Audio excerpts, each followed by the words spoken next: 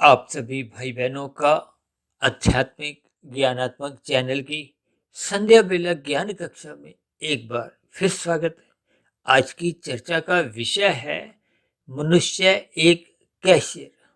देखिए, मनुष्य शब्द को हमने रंगीन रंग से दर्शाया है, यानी कि ये रजोगुण की स्थिति है। और कैशियर के जो एक इंग्लिश के अल्फाबेट हैं, यानी कि अक्षरों को हमने सफेद रंग से दर्शाया है। ये रंग अपने आप में कुछ विशेष अर्थ समझाते हैं। देखिए, सफेद रंग ज्ञानमय स्थिति है, एक सात्विक स्थिति का बोध करवाता है।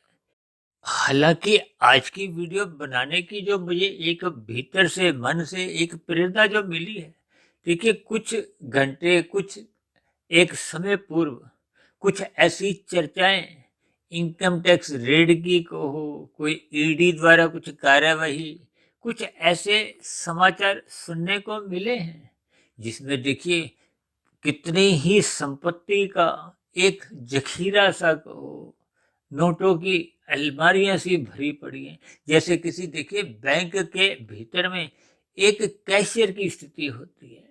देखिए, कुछ शब्द आपको मैं संकेतात्मक रूप से लेने हैं, क्योंकि हम अक्सर शाम की संध्या बेला ज्ञान कक्षा में आपके हमारे जीवन में जैसी जैसी स्थितियां कुछ घट रही होती हैं, उन घट रही स्थितियों का हम देखिए नकारात्मक स्थितियों पर भी चर्चा करते हैं, और उन्हीं स्थितियों से कुछ सकारात्मक एक स्थितियां उत्पन्न करते हुए प्रकृति की 3 गुणों की स्थितियों पर कुछ हम प्रकाश डालते हैं। और प्रकृति के 3 गुणों के साथ साथ आपके मेरे जो 3 शरीर हैं, स्थूल शरीर, सूक्ष्म शरीर और कारण शरीर, इन पर कुछ प्रकाश डालते हैं। क्योंकि मनुष्य जो ने एक कर्मफल सिद्धांत से जुड़ी हुई है। ये कर्मफल सिद्धांत केवल मनुष्य जोनि पे ही लागू होता है, क्योंकि मनुष्य जोनि को कर्म जोनि भी कहा गया है, साधना जोनि भी कहा गया है। लेकिन कहीं भी मनुष्य को भोग योनि के साथ जोड़ा नहीं गया। लेकिन आज एक साधारण मनुष्य अपने मिले हुए जीवन के अर्थ को भूलता जा रहा है, अपने जीवन के उद्देश्य को भूलता जा रहा है। किस लिए? क्योंकि मनुष्य का धर्म उसके जीवन में कमजोर पड़ता जा रहा है, मर्यादाएं टूटने जा रही हैं। ये जो 4 पुरुषार्थ धर्म अर्थ काम मोक्ष की स्थितियां हैं, इन स्थितियों को मनुष्य भावार्थ समझ नहीं पाता, और यूं ही अपने मिले हुए जीवन को व्यर्थ गवाता है।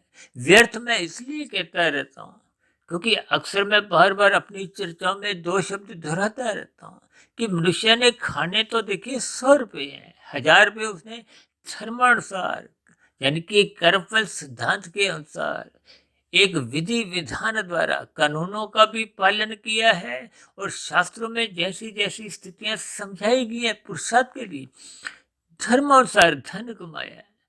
तो ऐसी स्थिति विशेष में मनुष्य ने खाने केवल 100 रुपये हैं, और उसका अभिप्राय क्या है कि शेष 900 रुपये जो उसने धर्मानुसार भी कमाए हैं, वो भी यहीं रह जाने हैं। और यदि मनुष्य अपने मिले हुए जीवन में निषेध कर्म करता है, कानूनों का उल्लंघन करता है, देखिए जब हम कमाए गए धन पर आयकर नहीं देते तो भौतिक स्तर पर भी हम एक गुनाहगार माने जाते हैं।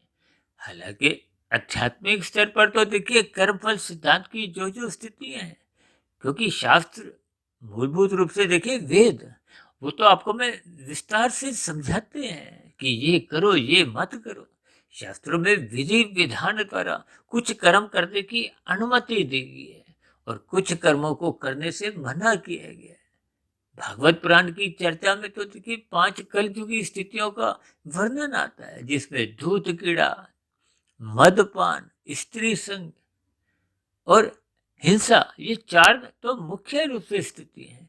और एक है स्वर्ण, 5वीं स्थिति, ये कलयुग की स्थिति है।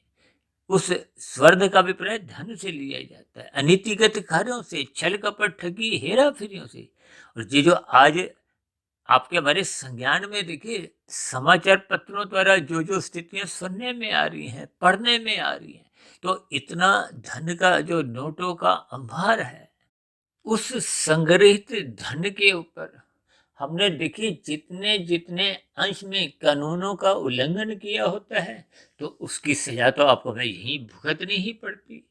लेकिन शेष जो जो स्थितियां कर्मफल सिद्धांत के अनुसार हमने पाप कर्म किए होते हैं उसकी सजा तो देखिए मरने के बाद भी भुगतनी पड़ती है। ये जो नीचे की 80 लाख प्रकार की दंडमयी जोनियां हैं, तामसी जोनियां हैं, उन नीचे की जोनियों में जन्म लेकर फिर मनुष्य को उन किए गए पाप कर्मों का दुख रूपी फल भोगना पड़ता है। वो अलग बात है कि देखिए परमात्मा परम दयालु हैं। परम दयालु होने के नाते परमात्मा ने नीचे की सभी जोनियों के जीवों को अचेत रखा है ताकि उनको अपने दुखों का बोध नहीं हो। और दूसरी विशेष बात देखिए ये जो कैशियर की वो मैंने सफेद रंग की स्थिति दर्शाई है इसका अभिप्राय क्या है। जैसे आप बैंक में देखते हो ना कैशियर के पास भी ऐसे ही नोटों की एक कितने ही एक अंबार लगे होते हैं लेकिन वो उन सभी नोटों का एक रख रखाव का एक जिम्मेदार होता है।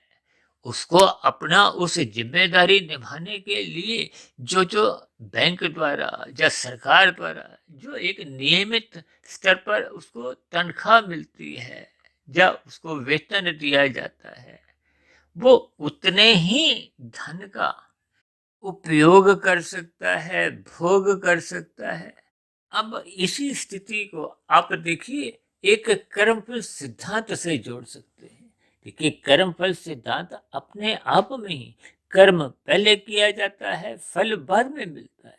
बैंक में भी एक कैशियर देखिए पूरा महीना पहले अपनी सेवाएं देता है, फिर 1 महीने की सेवाएं देने के बाद आपको हमें देखिए एक वेतन मिलता है। इसी तरह हम जो जो कर्म करते हैं परमात्मा की प्रकृति द्वारा एक ऐसी व्यवस्था है उस व्यवस्था के अंतर्गत आपको हमें एक पारितोषिक मिलता है, उसका एक फल दिया जाता है।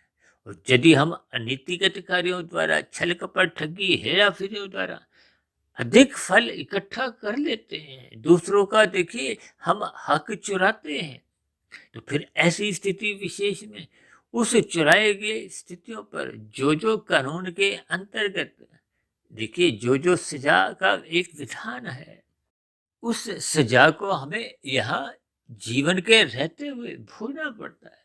और इसी तरह शास्त्रों के अनुसार जितने जितने अंश में हमने पाप कर्म किया होता है उसकी सजा फिर मरने के बाद ये जो नीचे की 80 लाख प्रकार की जोनियां हैं या जो जो स्थितियां भी दिखी कर्मफल सिद्धांत के अनुसार बनती हैं उसमें उन किए गए पाप कर्मों की सजा दुख आपको हमें भोगनी पड़ती है। इन सभी स्थितियों की आपको हमें भावार्थ समझने होते हैं।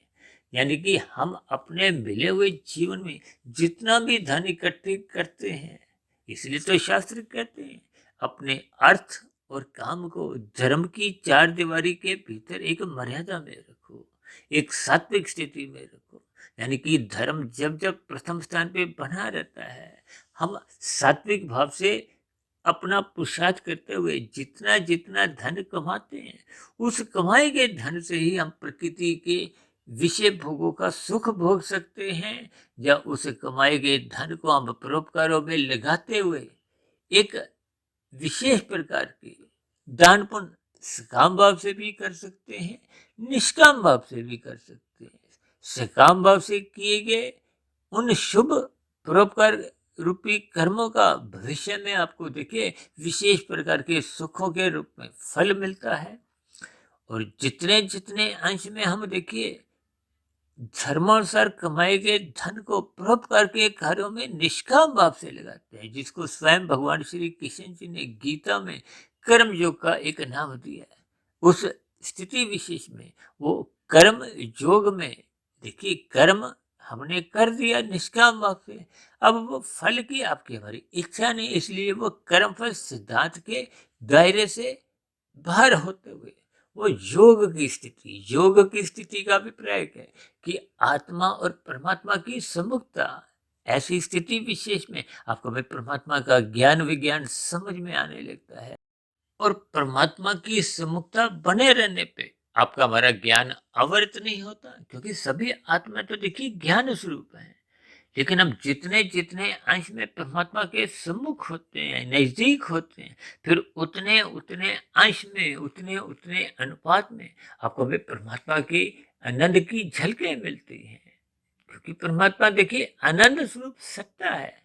इन सभी स्थितियों की आपको हमें भावार्थ समझने होते हैं। जैसे देखिए कैशियर भले ही जितने भी धन की रखवाली के लिए एक जिम्मेदार होता है, लेकिन उसका उतने ही धन पर हक होता है जितने के लिए उसको एक तनख्वाह या वेतन के लिए एक समझौता हुआ होता है, या जितना उस बैंक द्वारा उसको एक तनख्वाह दी जाती है। अब उदाहरण के लिए देखिए बैंक में भले ही वो 200 करोड़ रखा हुआ है, लेकिन उसको बैंक द्वारा 40,000, 50,000, 70,000, 1 लाख जितना भी वेतन मिलना है, उसका केवल उतने वेतन तक ही एक हक होता है, उसका एक अधिकार होता है। ठीक इसी तरह हम अपने जीवन में नीतिगत कार्यों द्वारा यदि धन इकट्ठित करते हैं, तब भी आपके हमारे जीवन में जितना जितना धर्मानुसार हमने पुरुषार्थ किया होता है, उतने उतने धन का ही हम केवल इस्तेमाल कर सकते हैं, भोग कर सकते हैं। और शेष जितना भी धन भले ही हमने देखिए अनीतिगत कार्यों से कमाया है, चाहे धर्मानुसार कमाया है, धर्मानुसार कमाए गए धन का देखिए आपका हमारा स्थूल शरीर भी भोगने लायक स्थिति में नहीं होता, क्योंकि स्थूल शरीर की प्रकृति की व्यवस्था में कुछ ऐसी स्थितियां बनाई गई हैं कि आपके हमारे भोग एक सीमा के बाद हम कर ही नहीं सकते। क्योंकि स्थूल शरीर के स्तर पर जो 5 ज्ञानेंद्रियां हैं, जो नाक, जीभा, आंख, त्वचा और कान, इन सभी ज्ञानेंद्रियों की देखिए एक सीमा है भोगने की। और इसी तरह हाथ पैर वाणी लिंग गुदा, ये 5 कर्मेंद्रियां हैं, इनकी भी देखिए कार्य क्षमता की एक स्थितियां हैं। देखिए इन सभी स्थितियों के आपको हमें भावार्थ समझने होंगे। जैसे कैशियर देखिए उतने अंश में ही उस धन का उपयोग स्वयं के लिए कर सकता है जितना उसका एक वेतन निर्धारित है। ठीक इसी तरह कर्मफल सिद्धांत के अनुसार चाहे हम धर्मानुसार जितना भी कमा लें, उस कमाए गए धन को भी आपके हमारी इंद्रियां स्थूल शरीर के स्तर पर भोगने के लिए समर्थ ही नहीं है। यदि आप देखिए धर्मानुसार 50 रोटी के लिए धन कमाते हो, तब भी आपकी खाने की सीमा एक शक्ति 50 रोटी की संभव ही नहीं है। अब कोई मनुष्य देखिए प्रतिदिन के अगर 100 करोड़ कमाता है, तो वो 100 करोड़ खा नहीं सकता। देखिए इनके एक अलग बहुत ही सूक्ष्म भावार्थ हैं। इसीलिए तो हम अपनी चर्चाओं में बार बार कहते रहते हैं कि मनुष्य ने खाने 100 रुपये हैं, धर्मानुसार यदि उसने 1000 रुपये कमा भी लिए, या तो उन 900 रुपए के पदार्थों को वो यहीं छोड़ कर जाएगा, क्योंकि आपके हमारे स्थूल शरीर की ज्ञानेंद्रियों की खाने की एक सीमा है। यदि हम इन 900 रुपये को परोपकार के कार्यों में सकाम भाव से भी लगाते हैं, तो प्रकृति की व्यवस्था में आपको हमें पुनः लौट के आते हैं। और यदि हम निष्काम भाव से करते हैं, तो आपका हमारा ज्ञान जो आवृत हो चुका था, हम मूल ज्ञान में स्थिति में लौट आते हैं। जितने अंश में हम अपने मूल ज्ञान स्वरूप स्थिति में लौट आते हैं, उतने अंश में परमात्मा की सम्मुखता बनती है। जितने अंश में परमात्मा से सम्मुखता बनती है, उतने अंश में आपको हमें परमात्मा का आनंद मिलता है। क्योंकि ये सूक्ष्म ज्ञान विज्ञान मनुष्य को जितना जितना समझ में आता जाता है, उतने उतने अंश में आपका हमारा कारण शरीर शुद्ध होता जाता है। जितने जितने अंश में कारण शरीर शुद्ध हो जाता है, फिर उतने उतने अंश में आत्मा के ऊपर माया के बादल छटने लगते हैं। ये देखिए राशि और तामसी स्थितियां ये बंधनदायक हैं, सात्विक स्थितियां मुक्तिदायक है। तो इन सभी स्थितियों के आपको हमें भावार्थ समझने होंगे। इसलिए मैंने आज की वीडियो का नाम देखिए मनुष्य एक कैशियर। इस कैशियर को हमने सफेद रंग से इसलिए दर्शाया है ताकि इसकी नकारात्मक और सकारात्मक दोनों ही स्थितियों का आपको हमें स्थूल शरीर, सूक्ष्म शरीर और कारण शरीर के स्तर पर बोध हो, ताकि आपकी हमारी आत्मा अपने मूल स्वरूप पे लौट आए और परमात्मा से आपकी हमारी प्रीति हो। इन सभी स्थितियों को आपको मैं ज्ञानपूर्वक समझना होगा। तो ऐसी शुभ स्थितियां हम सभी भाई बहनों के जीवन में भी बने और हम सभी प्रकार की बुराइयों से, अनैतिक कार्यों से सदा ही बचे रहें, ताकि भविष्य में मरने के बाद आपके हमारी किसी भी प्रकार की अधोगति की स्थितियां उत्पन्न नहीं हो। तो ऐसी सभी शुभ स्थितियां आपके हमारे जीवन में भी बने। इन्हीं शुभ कामनाओं के साथ आज की चर्चा विशेष को यहीं विश्राम देते हैं। और दूसरी विशेष बात, ये जो आज की वीडियो को हमने देखिए उस इनकम टैक्स की रेड से या ईडी की कार्रवाई से कुछ मात्र इसलिए जोड़ा है ताकि ये जो मनुष्य एक कैशियर की स्थिति जो हमने कर्मफल सिद्धांत के अनुसार समझाने का एक प्रयास किया है, और दूसरी ओर आपके मन स्थूल शरीर की जो भोग्य इंद्रियों की एक सीमा है उसके ऊपर कुछ एक सकारात्मक दृष्टिकोण डाला है। इन सभी स्थितियों के आपको मैं भावार्थ समझने होंगे, क्योंकि हम सभी भाई बहन देखिए मनुष्य जोनि में है। आपका हमारा मिला हुआ जीवन कर्म जोनि से भी संबंधित है और साधना जोनि का एक मिला हुआ अवसर है। इस अवसर का लाभ उठाते हुए हम सभी भाई बहनों को सर्वप्रथम पाप कर्मों से बचना होगा। धर्म की स्थिति को प्रथम स्थान में रखते हुए अपने अर्थ और काम को एक धर्म की चार दीवारी के भीतर मर्यादा में रखना होगा, जिसका उपदेश स्वयं भगवान श्री कृष्ण जी ने गीता में अर्जुन के रथ के 5 घोड़ों की लगाम अपने हाथ में नियंत्रण में रखते हुए समझाने का एक विशेष उपदेश दिया। तो इन सभी स्थितियों के भावार्थ आपको मैं समझते हुए अपने जीवन की दिशा को परमात्मा की ओर मोड़ना चाहिए। तो ऐसी सभी शुभ स्थितियां हम सभी भाई बहनों के जीवन में भी बने। इन्हीं शुभ कामनाओं के साथ आज की चर्चा विशेष को यही विश्राम देते हैं। कल सुबह फिर मिलते हैं ब्रह्म मुहूर्त ज्ञान उपदेश कक्षा में। तब तक आप अपने आध्यात्मिक में सुधीर भाटिया फकीर को इजाजत दें।